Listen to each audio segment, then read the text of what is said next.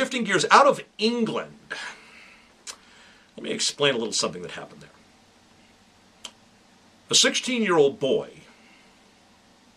was stabbed 7 times and died. Another young man that was with him was stabbed 9 times and happened to survive. This was sort of a gang thing. And I guess these guys were, halfway tough. They could take care of themselves. So the other gang that wanted to go after them wouldn't just walk up to them and start the rumble. They were concerned that these 2 guys would get the better of them. So what they did is they took 2 pit bulls, which I guess had been trained to attack, although that's not gone into in the article. It's hard to get an animal to attack somebody, just somebody walking down the street, unless the animal is trained to do that.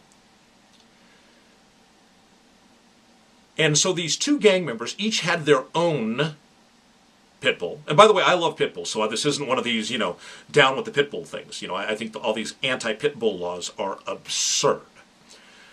So these guys take their 2 pit bulls. They take them off the leash, and the 2 pit bulls attack these 2 young men. And they start to savage these 2 young men. And the young men go down on the ground, where the pit bulls then, of course, have an even better time with them. They're biting them and tearing them and ripping them apart. Once these 2 are at the disadvantage of being on the ground, being in pain, being ripped apart, being bloodied, they can't really defend themselves, then the brave young men that own the dogs come along, lean over them, and start stabbing.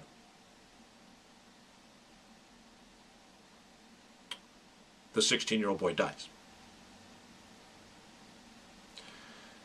Now that story in and of itself is bad enough.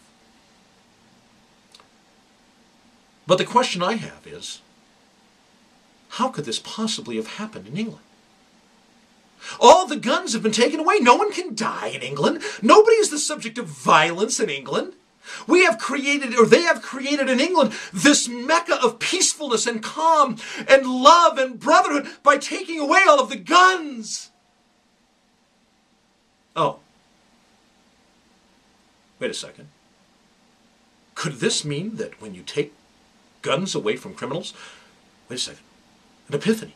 If you take the guns away from criminals, and they can't get their hands on a gun right now, we know criminals will always get their hands on guns, but if they can't get their hands on a gun right now, does this mean they'll find anything and everything else to use as a weapon? Like dogs and knives? And they'll go out on the street and they'll actually kill people even though there are no guns? And just a thought popped into my head.